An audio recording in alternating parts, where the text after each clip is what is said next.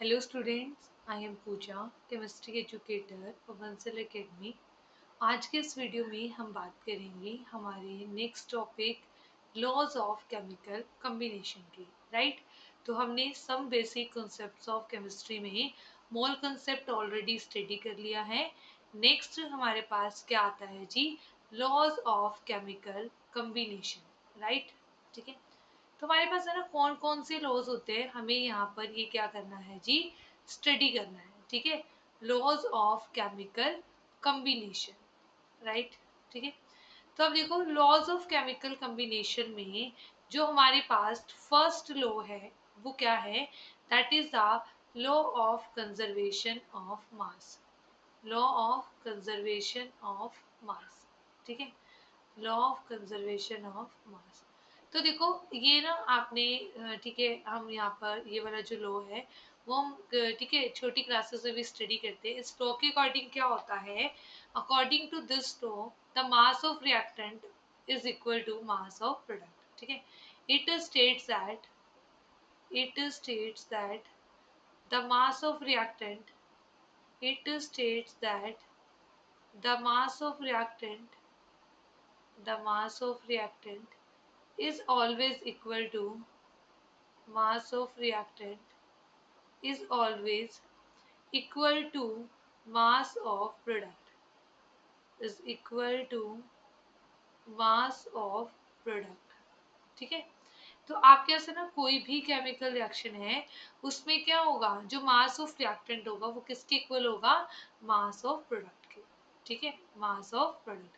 देखो for example जैसे मेरे पास है कार्बन प्लस में ऑक्सीजन, इससे क्या बना CO2।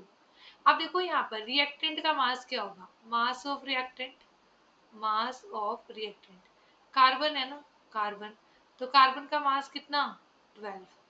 अब दो ऑक्सीजन है तो एक ऑक्सीजन का मास कितना होता है, 16, तो दो का कितना हो जाएगा जी, 32। तो आपके पास यहाँ पर आंसर क्या आ गया, 44। ऐसे ही हम यहाँ पर सिमिलरली मास ऑफ प्रोडक्ट क्या करेंगे, यहाँ पर फाइंड आउट करेंगे। तो मास ऑफ प्रोडक्ट देखो कार्बन अगेन 1 है, 12 प्लस 2 क्या है, ऑक्सीजन है ना, CO2 का मास। तो आपके पास यहाँ पर कितना आंसर आ जाएगा, 44। ठीक है, in other words we can say that mass can neither be created nor be destroyed, है ना। तो पर ये लॉ ऑफ कंजर्वेशन ऑफ मास होता है कि जो मास ऑफ रिएक्टेंट है वो हमेशा किसके इक्वल रहेगा, मास ऑफ प्रोडक्ट के इक्वल रहेगा, है ना। बट ये चीज है ना कुछ रिएक्शंस में ये चीज वैलिड नहीं है। ये जो लॉ ऑफ कॉम्बिनेशन है ये क्या हो जाता है, फेल हो जाता है। ठीक है, फेल कहाँ पे होता है, लिमिटेशन कहाँ है, in case of nuclear reaction. ठीक है, in case of nuclear reaction, जो न्यूक्लियर रिएक्शंस होती है उसमें क्या होते हैं कि कुछ एनर्जी पार्टिकल्स होते हैं, हाई एनर्जी पार्टिकल्स, वो क्या हो जाते हैं वहां से एमिट आउट हो जाते हैं, है ना। In case of nuclear reactions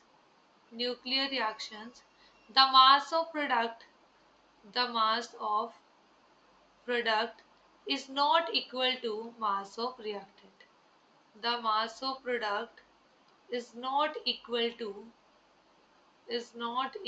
to mass of reactant, right, ठीक है। उसमें ना प्रोडक्ट और रिएक्टेंट का मास आपस में इक्वल नहीं होता। तो क्या होता है, मतलब कुछ रिएक्टेंट का मास ना तो फिर जाता कहाँ पर है, वो कन्वर्ट हो जाता है एनर्जी में। ठीक है, आप यहाँ पर इस तरीके से लिख सकते हो, यहाँ पर आप लिख लेना मास लॉस्ट, ठीक है, जो मास कम हुआ है या डिक्रीज्ड मास इज कन्वर्टेड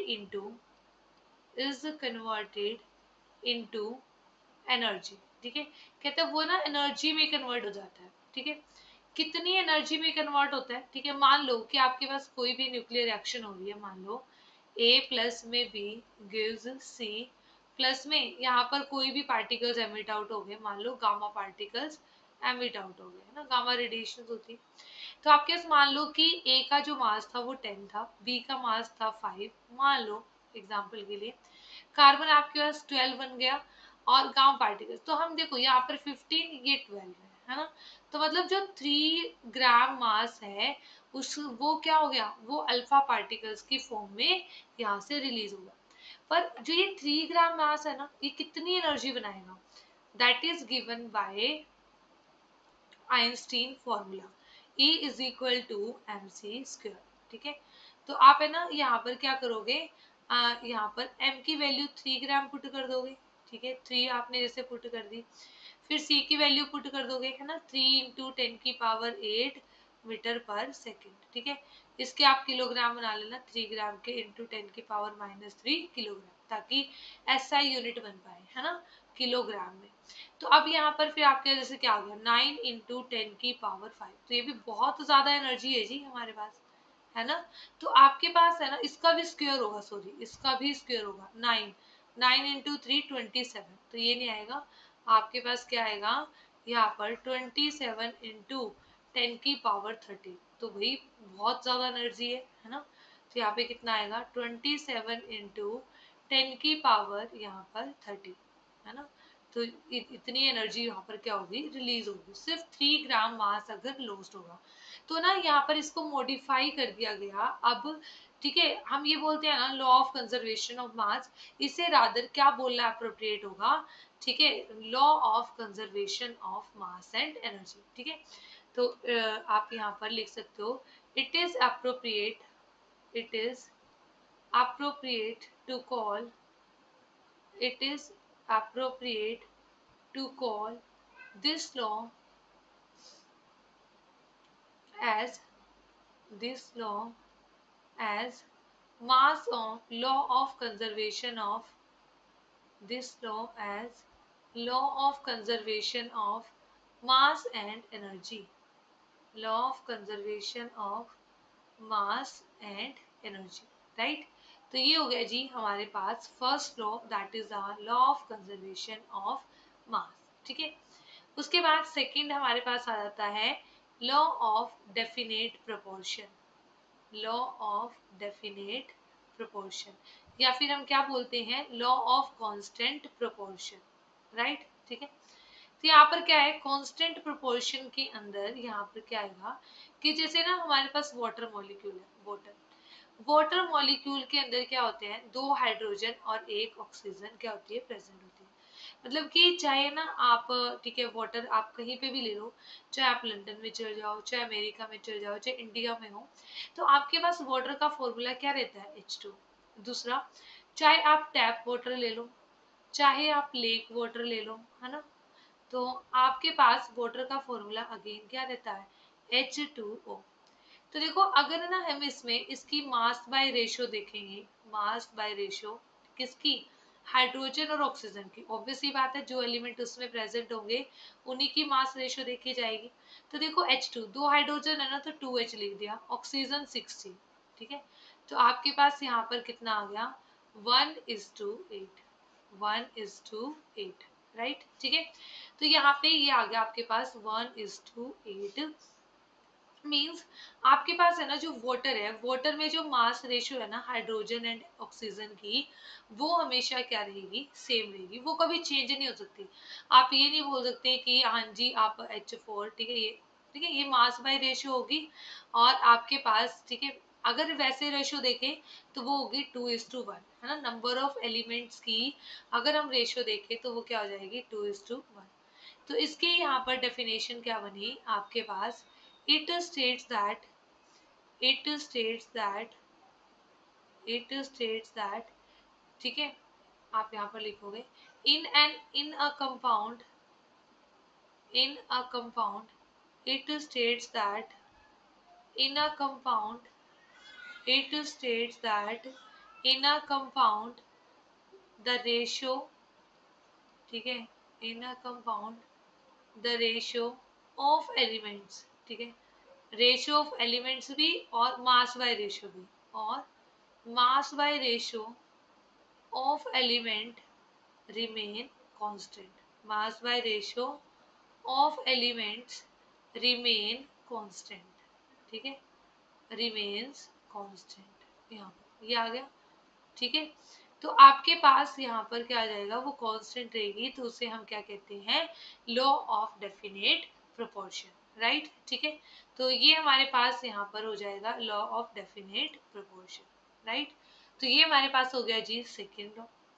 उसके बाद हमारे पास थर्ड लॉ है, third law is Gay Lussac's law, Lussac's law, ठीक है।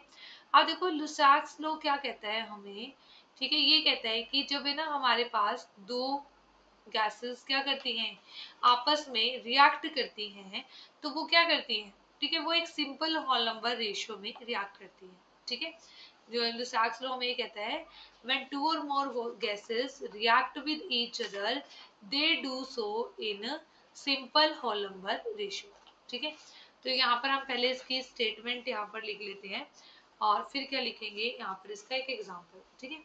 तो यहाँ पर लिखो when gases react, when gases react, when gases reacts they do so in volume, they do so in volume which bears a simple whole number ratio.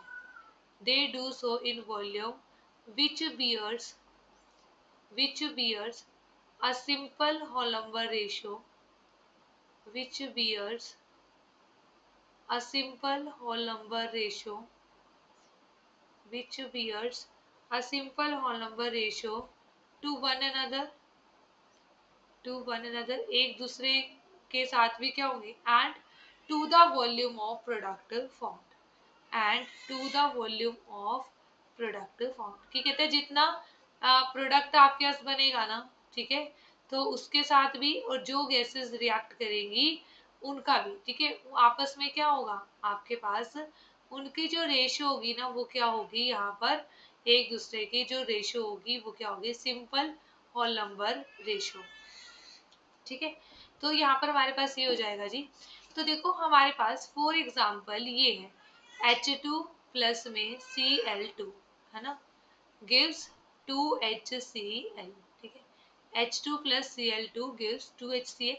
तो यहाँ पे इसका मतलब क्या है, देखो इसका ना स्टोइचियोमेट्रिक कोफिशिएंट यहाँ पर 1 है ना, जब कुछ नहीं लिखा होता तो वहां पे हमारे पास यहाँ पर स्टोइचियोमेट्रिक कोफिशिएंट क्या होता है, 1 होता है, ठीक है। तो इसका जो 1 वॉल्यूम है हाइड्रोजन का, जो वो रिएक्ट करता है 1 वॉल्यूम क्लोरीन के साथ, तो हमारे पास यहाँ पर क्या बन जाता है, 2 वॉल्यूम ऑफ हाइड्रोजन क्लोराइड, ठीक है, 2 volume of hydrogen chloride, right, ठीक है। तो आपके पास यहाँ पर ये चीज हो गई 1 volume of hydrogen 1 volume of chlorine gives 2 volume of, ठीक है। तो अगर आप हाइड्रोजन और HCl की रेशियो देखो, हाइड्रोजन और HCl, तो देखो अगर इनकी भी क्या है 1:2 रेशियो आप लिखोगे, तो ये भी क्या है, एक सिंपल होल नंबर रेशियो, है ना। अगर आप तीनों की रेशियो अगर देखते हो तो तीनों की रेशियो क्या आएगी, एक सिंपल होल नंबर रेशियो आएगी, है ना। तो 1:1:2, तो हमेशा तो ये रो हमें क्या कहता है, ये सिर्फ गैसेस के ऊपर एप्लीकेबल है जी, ये आपके जो लिक्विड के ऊपर एप्लीकेबल नहीं है। तो ये हमारे पास क्या हो गया, लुसाक्स लॉ, राइट। उसके बाद हमारे पास फोर्थ लॉ आता है, दैट इज एवोगैड्रोस लॉ, ठीक है, एवोगैड्रोस लॉ, ठीक। एवोगैड्रोस लॉ हमें क्या कहता है, एवोगैड्रोस लॉ कहता है कि भाई आपके पास है ना दो गैसेस है, मान लो एक ये गैस है कंटेनर, एक ये कंटेनर है, एक ये कंटेनर है, ठीक है। हमारे पास इसके अंदर क्या है, कंटेनर ए और कंटेनर बी। कंटेनर ए में हमारे पास है 100 ml हाइड्रोजन गैस H2, और इसके अंदर है हमारे पास 100 ml N2, ठीक है, 100 ml हाइड्रोजन गैस और यहाँ पर है 100 ml नाइट्रोजन गैस।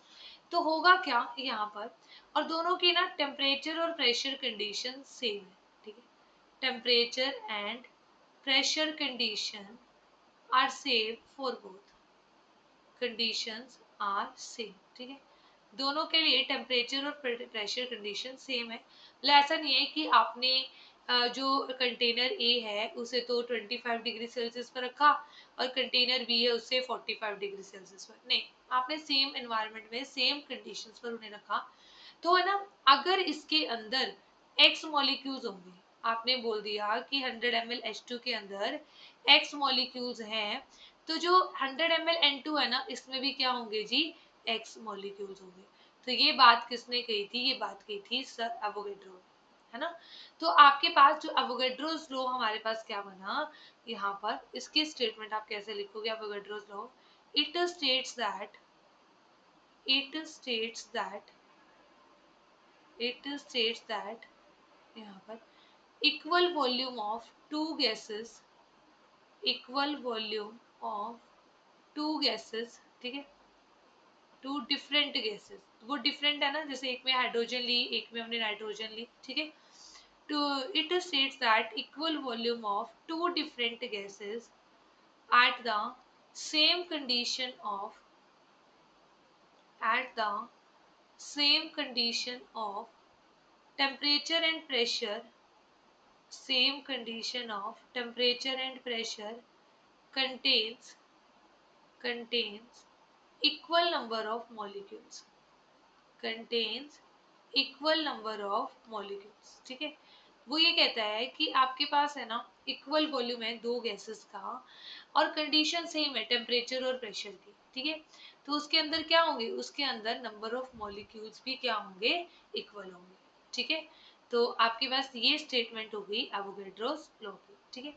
अब इसका एक क्वेश्चन कर लेते हैं जी। क्वेश्चन हमारे पास है if 200 ml of 200 ml of nitrogen contain y molecules,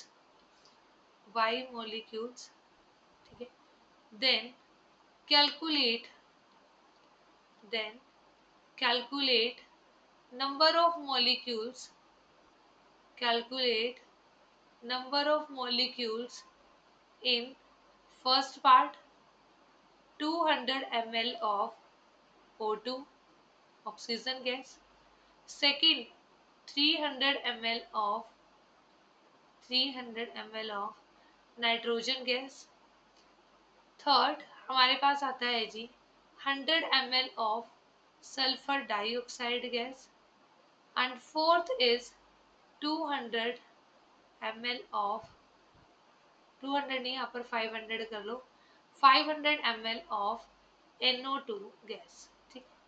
तो देखो स्टेटमेंट के अकॉर्डिंग क्या था, अगर दो गैसेस हैं डिफरेंट है इक्वल वॉल्यूम, ठीक है, यहाँ पर इक्वल वॉल्यूम, ठीक है, हमने कहा था इक्वल वॉल्यूम होंगे तो उसमें क्या होंगे, इक्वल नंबर ऑफ मॉलिक्यूल्स, और यहाँ पे ठीक है, यहाँ पर लिख लो आप at the same condition of temperature and pressure, है ना, कंडीशन सेम होनी जरूरी है, ठीक है।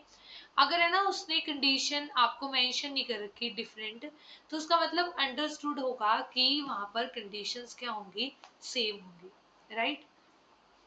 अब देखो 200 ml ऑफ N2 में कितने मॉलिक्यूल्स हैं, Y, तो 200 ml O2 में भी कितने होंगे, Y। अब बताना है 300 ml ऑफ N2 गैस, देखो 200 ml में तो कितने मॉलिक्यूल्स हैं, Y, आपको 300 में बताने हैं, ठीक है, तो 1 में कितने हो जाएंगे, y बाई 200, और 300 ml में कितने हो जाएंगे जी, y बाई 200 मल्टीप्लाई कर दो किससे, 300 से, है ना, तो आपके पास क्या आ जाएगा 3y बाई में 2, ठीक है, तो इसका आंसर हमारे पास आएगा 3y बाई में 2, राइट। उसके बाद थर्ड पार्ट है जी 100 ml of sulphur dioxide gas. अब देखो यहाँ पर आपके पास 200 ml में तो कितने मॉलिक्यूल्स हैं, Y, तो 100 ml SO2 में कितने मॉलिक्यूल्स होंगे आपके पास, यहाँ पर Y बाय में 2 हाफ हो जाएंगे, है ना, 200 में Y थे, 100 में कितने हो गए, Y बाय 2 हो जाएंगे, राइट।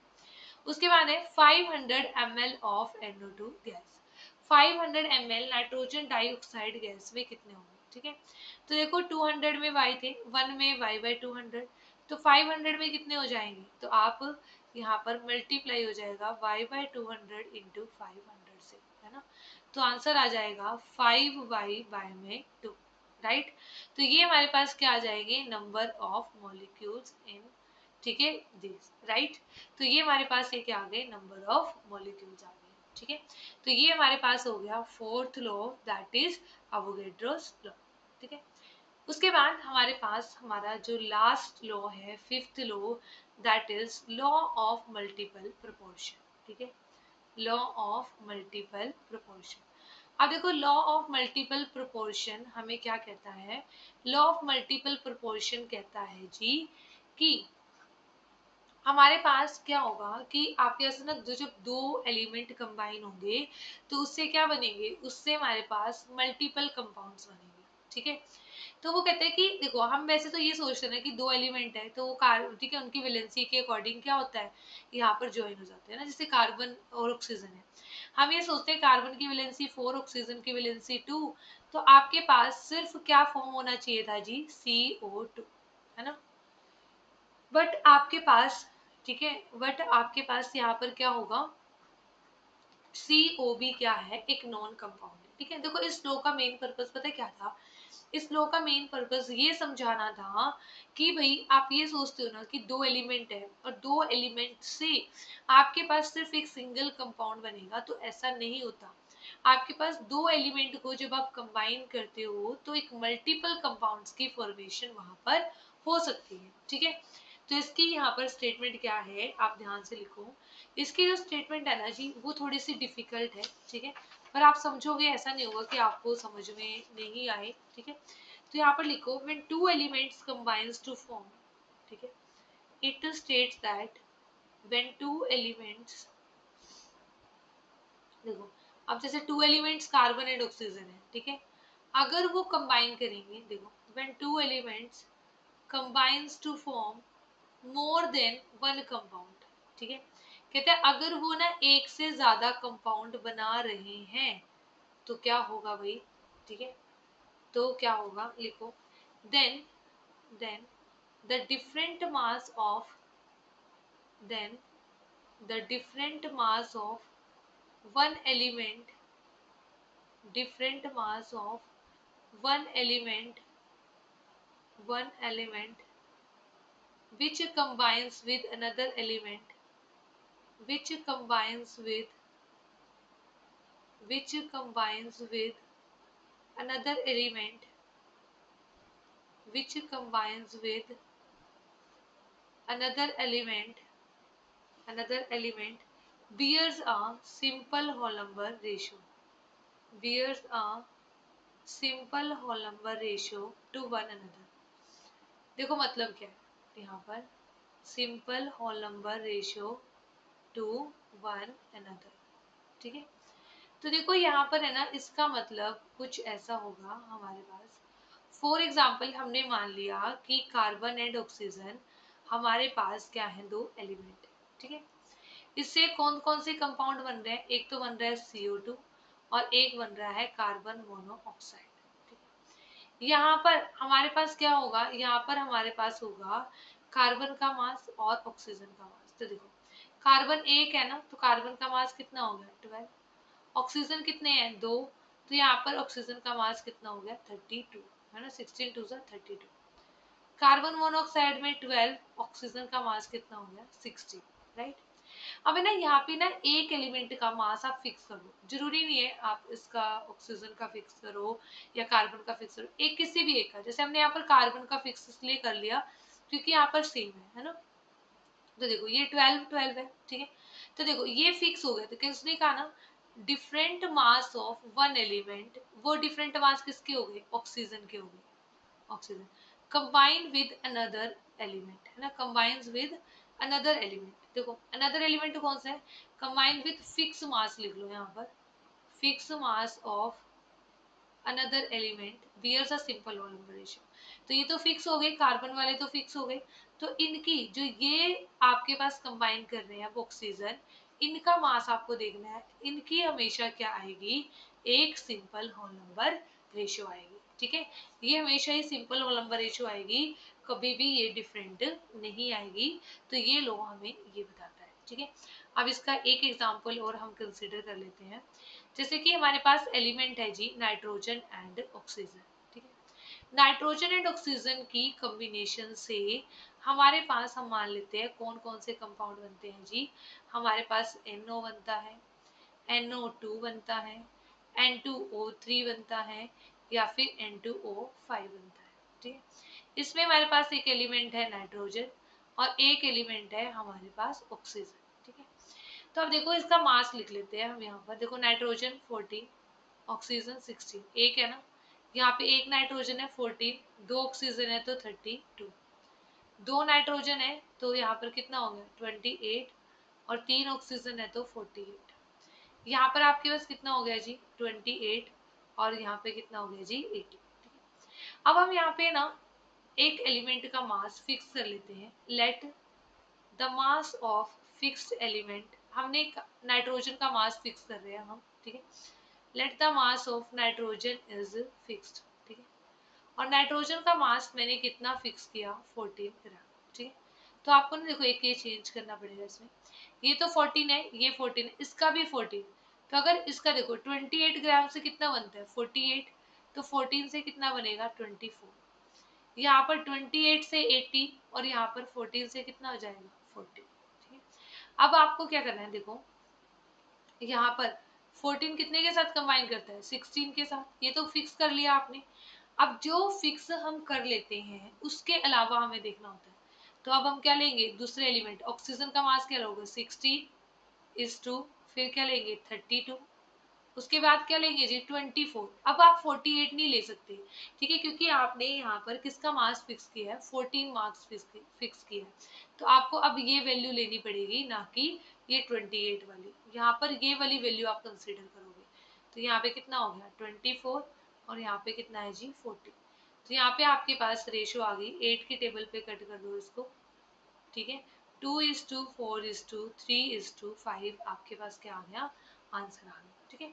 अब देखो अगर है ना, जरूरी नहीं है आप 14 ग्राम फिक्स करो, आप 28 ग्राम भी यहाँ पर फिक्स कर सकते हो, है ना।